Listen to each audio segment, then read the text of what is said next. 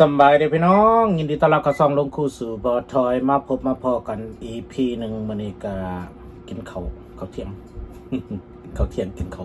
วแรงข้าวเช้าอันเดียวกันเลยแหละกินต้องกันมื้อนี้ก็ได้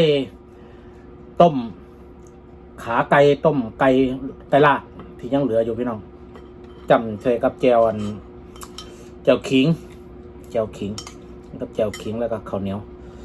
ห่อนๆต้มซุกใหม่ๆบ่แม่นว่าต้มซุกใหม่ดอกคือมาอุ่นใหม่มันต้มซุกเลยแหละมันเปื่อยเลยแหละก็เลยนั่นมากินข้าวด้วยกันพี่น้องบอกว่าลายใหญ่ครับ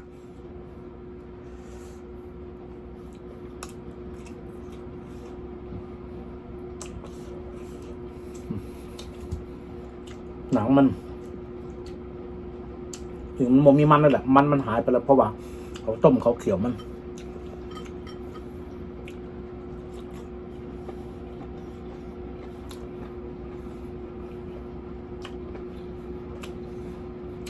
มีคนคอมเมนต์ว่ารถเขาลงแนวมาครับเขามันสูงโพดบอกว่ารถลงสิวะเข้าใจครับแต่ว่ากินข้าวหลายโพดหนึ่งขาวคอมเมนต์ก็สิรถลงจะเห็นอาหารมันแซ่บใช่ไหม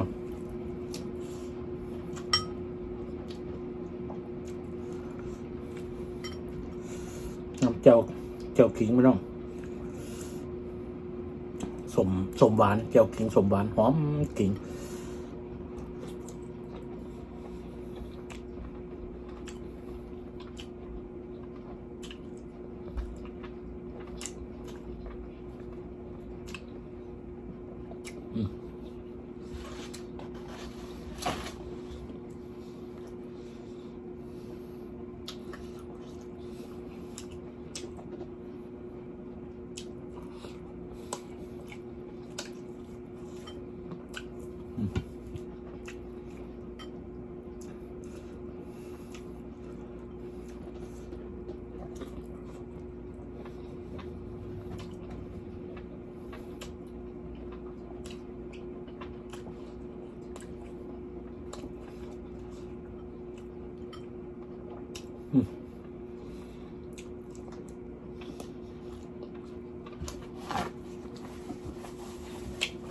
มันเข้ากันดี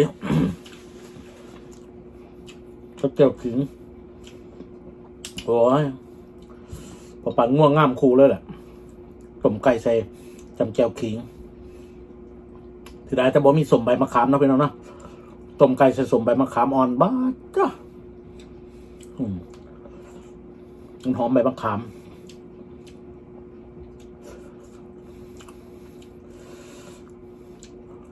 นี่กับหัวจังไข่สดๆต้มใส่ไว้หอมหัวจังไข่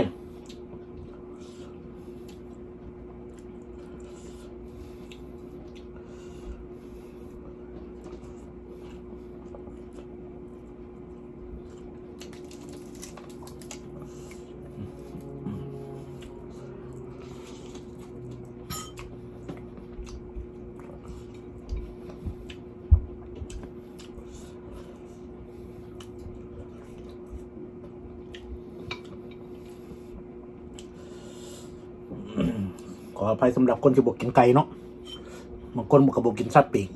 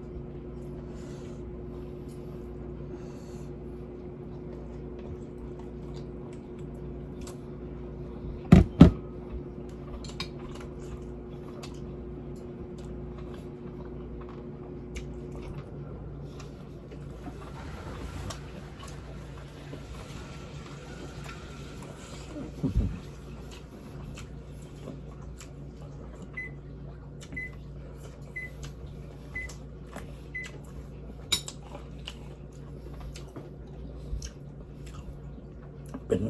ไก่ลาดบ้านเฮาเมื่อยาม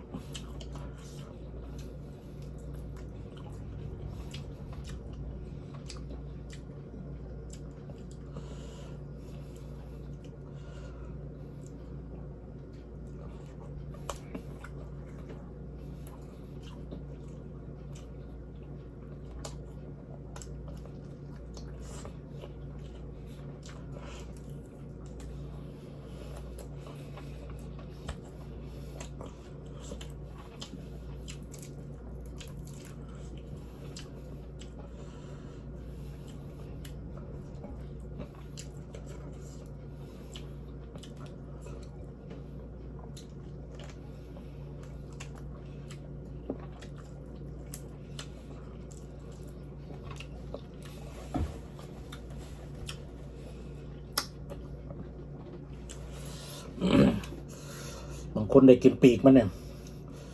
ได้ยำมันแสบเลย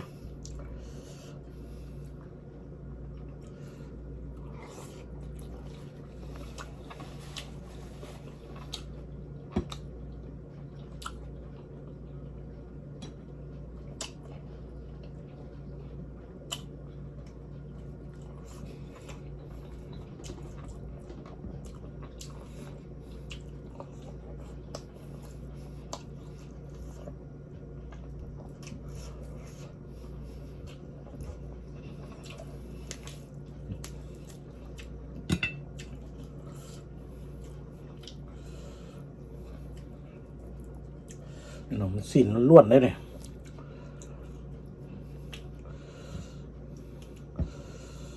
ตำหัวเส้นไข่ตำหัวขิงใส่หมักเน่า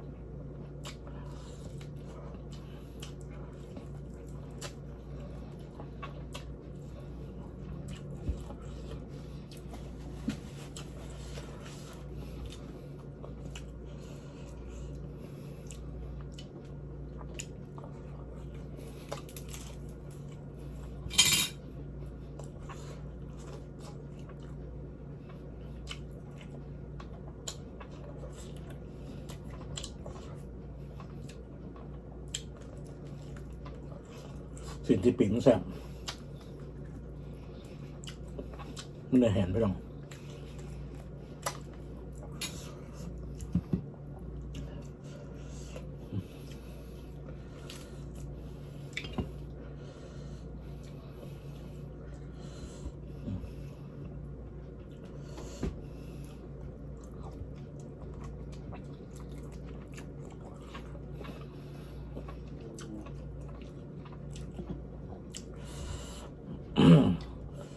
โอ้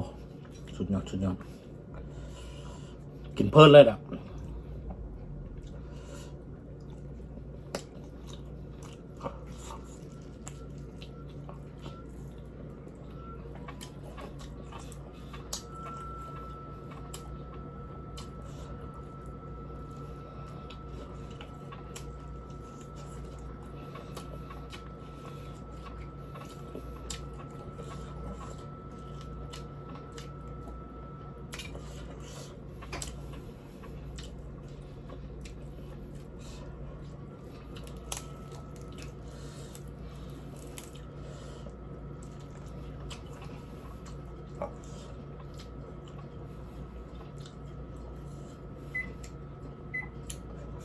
กลิ่นมันๆเนี่ย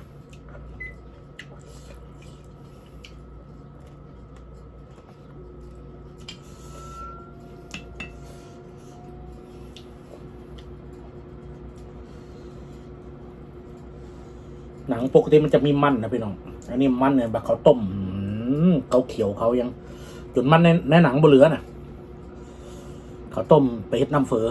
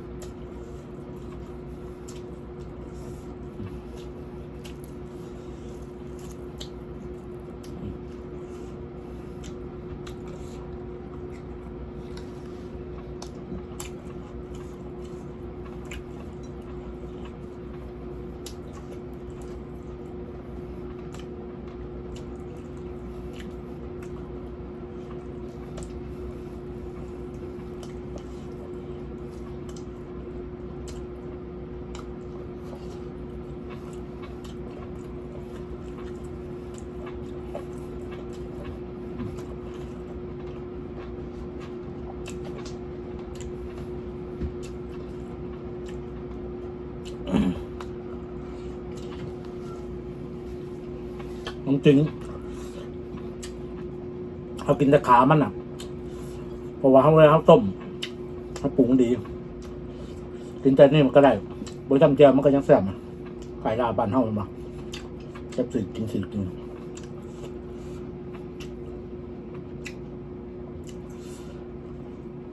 จียวสมขิงเลยเบิดเท่านั้น